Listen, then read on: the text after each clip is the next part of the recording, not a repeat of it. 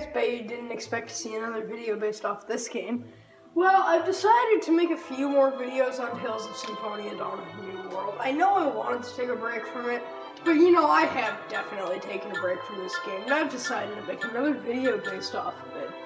So today I'm going to be counting down my top 5 picks for my favorite monsters in the game. Now, pretty much, this can be any monsters can be qualified for the list, but I'm already going to say it right now. I only have 3rd and 4th tier monsters on the list. It's just anything below that is not good enough to make the list, period. So, without further ado, let's go on to the number 5 entry. So for number 5, I decided to go with, sorry, I have to scroll down to it, Jasconius. And the reason why I decided to put Jasconius is because it is an extremely big monster, which means it makes the opponents easy to hit, and also, it's pretty good just of the fact that it's absolutely huge and can attack. And, well, I already mentioned that, sorry. But, it has a Blessed Drops clone, which is extremely good. And and basically it has an upgraded version of anything that the Orca or the Seahawk has originally. And and it's very powerful, so it's definitely a very good monster. If you have the sea statue, crap, what was it called again? Sorry, I don't remember. But if you do have it, I would highly recommend, instead of evolving the Seahawk into an Orca, wait to evolve it into a Jasconius. But let's go on to the number 4 entry. So for number 4, we have our first 4th tier monster in the list. And this one's not going to be too surprising. I decided to go with the Wolfhead. Now, a lot of people may think that this should at least be a little bit higher, but I personally thought that this would be a great place for it, because I do have one more 3rd tier monster on the list that I think is better than the Wolfhead. But pretty much the reason why the Wolfhead is really good is because the Wolfhead is easily able to execute melee moves and combos, and it's just really awesome for a monster. If there's one problem, it's that other than its first aid clone, it doesn't really have a clone. Unlike some of the other monsters that I think could be a lot better. That have better clones. So that's the reason why it's only number 4, but it's still an extremely good melee attacker. And this is, unless you count the Imp, it's the only 4th tier monster in the entire game, who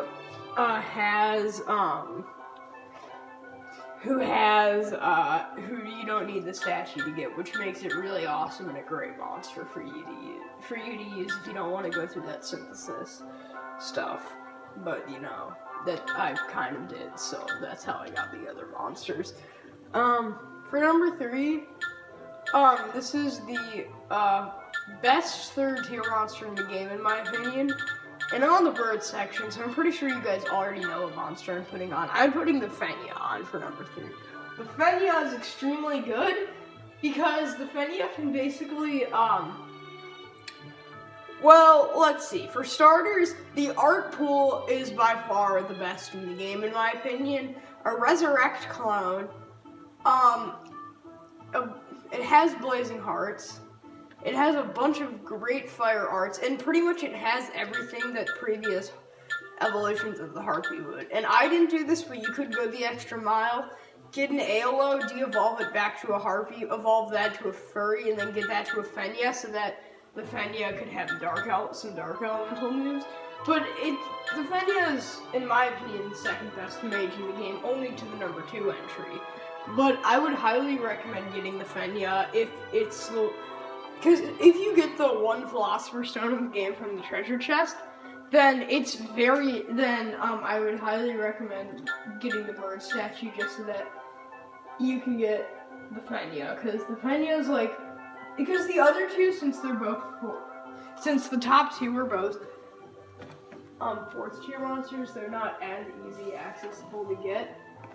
But the Fenia is pretty easy to get as long as you have the statue and have the Harpy. So for the number 2 entry, and the top 2 are also both ghosts, which kind of gives away who both of them are. But the number 2 entry, I decided to go with Ravenous. So the reason why I went with Ravenous is because Ravenous is, in my opinion, the best mage in the game. Has a lot of great arts, including and it gets some of the actually no, because Undertaker and Gravedigger you can't if you evolve into either one of them before going to the Ravenous, then like you have to do reset the evolutionary line, go back down, path the Haunt, then Banshee, and then go to the Ravenous. So I mean, it's not really recommended to do that. I didn't do that, but you could do that and get some extra arts for him. But he also has a Bloody Howling clone, which is really good, and yeah, and also it makes it a bit harder for enemies to attack him because he's smaller. Because there are some advantages for being big and some advantages for being small in this game. But yeah, the number 1 entry, you all know it, I already gave it away, Sword Dancer. The reason why Sword Dancer is number 1 is because he is the perfect size in my opinion. He can do great sword moves, he's extremely powerful, and he's the only monster in the entire game to have something related to the move Flare Tornado. He has a Flare Tornado clone. Now granted, I'm pretty sure Genus, I don't use the humans at all, besides Neil and Marta, so I wouldn't know this for sure, but I'm pretty sure Genus has Flare Tornado, but I mean, he's the only one, Sword Dancer's the only one to have a clone of Flare Tornado. And just because of how powerful he is and the fact that he can do a bunch of sword techniques and stuff like that, he is, in my opinion, the best monster in the game. Now, I would like to go over some honorable mentions that were contenders for the list, but I did not put them on. Now, for the plants, I really was only thinking about 2. Puck and Layla. The rest of them aren't good enough, in my opinion, to have made the list. But, yeah. For beasts, there's definitely a lot of them. All 3 of these guys, Fenrir, Cerberus, and Orion. Mainly the Orion. I don't think Fenrir and Cerberus are as good, but the Orion is just amazing. Golf Beast would definitely be 1. Carbuncle, I think, is actually really good because of the heal clone. Mikasa, and Gunnar are both really good. I don't think Pelea, despite the fact that it's the only second tier monster in the game that you need a statue to get, but I don't think it's like amazing or anything.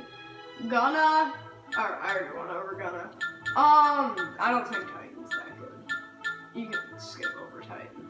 Salamander's okay, but not amazing. Kitty Cat is really good. Definitely an honorable mention. Hippogriff is an okay mage, but I definitely would not recommend him if you want him as your main mage. Let's see. I suppose the Popsicle's pretty good. It's just a powerful version of the Killer Manchester Lumberjack, but it works pretty well, I suppose. I think the Mea Culpa, I guess, is pretty good, but yeah, it's not the best thing in the world or anything. And I don't really mention, I'm not going to mention any of the spiders, they don't. Phoenix, great because it has Resurrect. Despite the fact that it's the statue one, it's not actually, it's probably the worst 3rd tier monster out of the 3 birds. And Submerge is, in my opinion, the best because it is a Cyclone clone. Not gonna mention any of those. All the Harpy evolutions are really good, in my opinion. Alo is basically just a dark version of Fenya that's not extremely overpowered. And that's they're just annoying if you're fighting them. Let's see, we've got lots more ones to work with. Let's see, Barracuda, very good. Orca, very good. He was the first monster, I think I got up to level 100, on this run. Jesconius, I already mentioned if he was on the list. Asuri and Rasulka are both extremely good mages. And I would recommend Val and Hick, but they're not as good. Let's see, I'm not, I guess. I like the Leech King, but I mean, it's not amazing. Except for, Lunentis... I cannot pronounce that. It's extremely good, though. It's basically a better version of the Blue Rose, and the Blue Rose is amazing. For demons, Imp has great stats, but not a good art pool, unless you make it into. And Vroom is a great mage, highly recommended. And Ruby Deer is pretty good, but doesn't really do anything special, in my opinion, for a 4th tier monster. Let's see. I guess Wyvern Lord and Bakuan are okay, I guess, in Shantu. Blade Rex is really good, probably the best dragon in my opinion. And I love both of these monsters, but they're not actually that good. I just love their designs. They're probably 2 of my favorite designs in the entire game.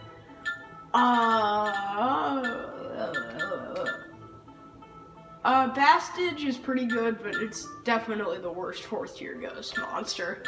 It has Resurrect, which counts for something. So, Crusader's pretty good. Pale Rider, yes, I would recommend it. Gravedigger's actually really good. It's just since it belongs to the same family as Ravenous, it can't be there. Ice Titan, I guess, just because the golems are pretty good, and Ice Titan's the best form you can get. Maiden Heaven's an extremely good, just for, being a sword. Epitaph, I guess, it's pretty good. Jawbreaker has a Cyclone clone, so that just makes it automatically great. And all of these elemental things are great. Honestly, just because they don't have clones, I don't think the Enforcer and the Liberator are as good. And I think the Thinker and the Punisher have also advantages. And then I think Purger and Awakener and Igniter and Muzzler in the middle. But yeah, that's pretty much how it goes in my opinion. So let's get end off this list, guys. Thank you, guys, and have yourselves a wonderful day.